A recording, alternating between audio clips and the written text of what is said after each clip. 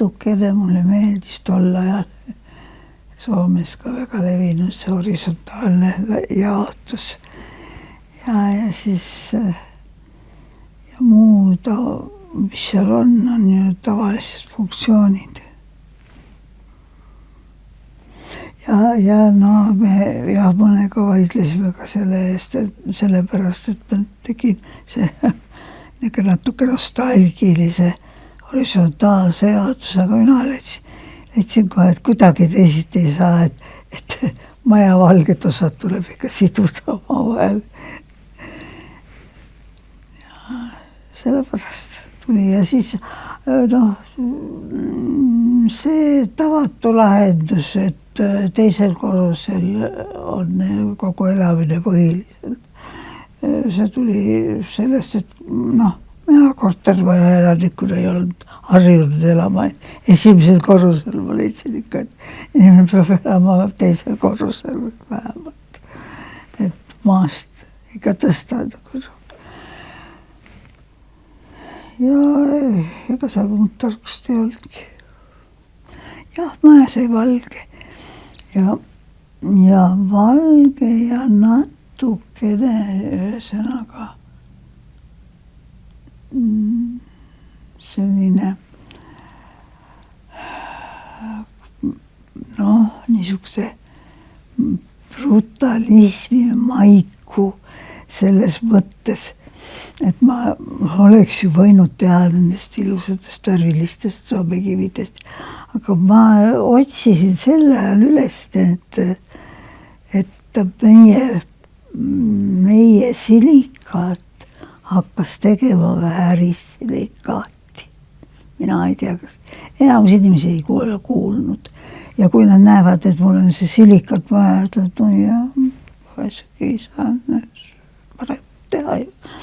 Ja aga tegelikult mina just selle silikaadi ostsin üles. Sest et see oli tõesti ilus, see on siiani ilus kivi. Kõik on teinud praegu remonti juba.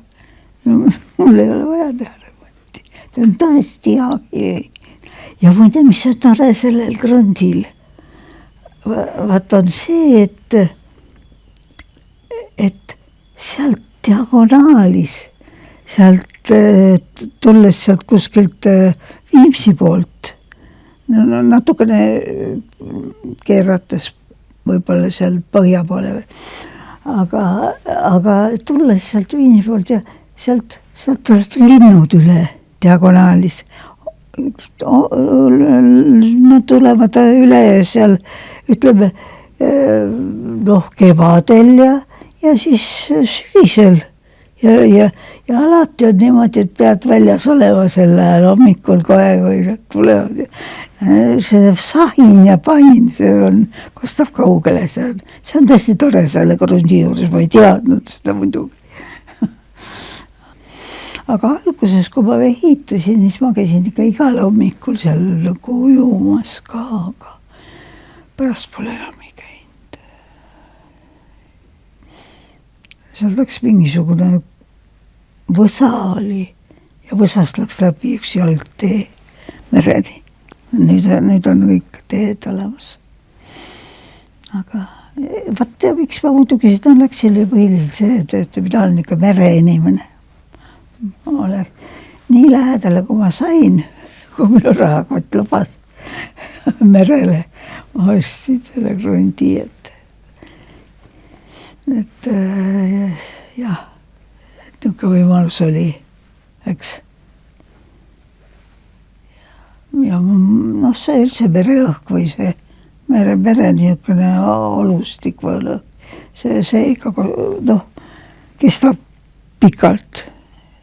Kaugele nagu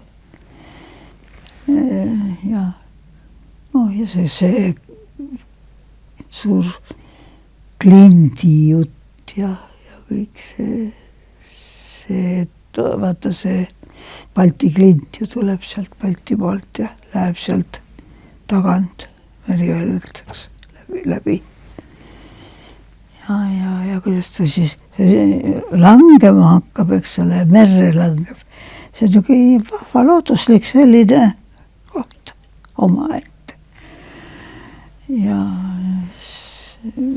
see meeldis ka nagu, üldse meeldis. Ja muide, mis üks põhjus oli veel, et mina mõtlesin, et mul oli oma korter ka, mille ma ju ehitasin seal Tuukri tänaval, aga sinna ma ei läinudki lõpuks, kui see maja sai nii kaugel, et ma sain seal olla.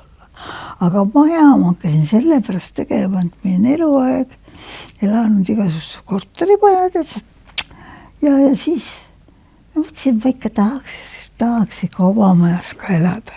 Niisugune mõte oli kohe. Ja siis mõtlesin, et nüüd huvitav, et kas ma siis tõesti nii olen, et ma ei saa sellega hakkama, et oma maja teha. Huvi pärast rohkem tegin. Nii et see oli huvi elada, tähendab, eramajas lihtsalt. Et mis tunne on ja mismoodi peaks olema ja eksperiment.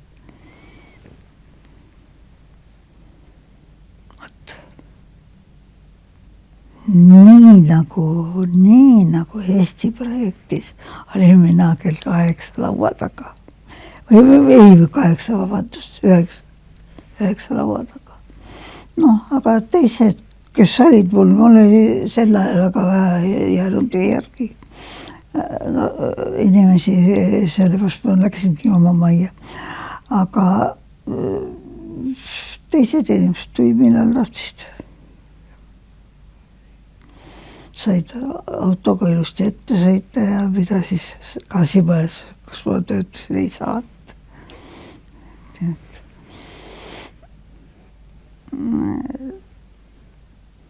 Kõik täitsa loomulikult läks see värk. Ikka palju tööd oli ja mina küll töötasin päris palju. Ma ei tea kuidagi. Ega siis ei olnud, et ma nüüd seda oma maja või midagi tegin, eks ainult ikkagi muude asjade kõrvalt. Ja panin ka oma inimesed osaliselt tegema seda oma maja, kes see oma maja oli mul vist ikkagi töö.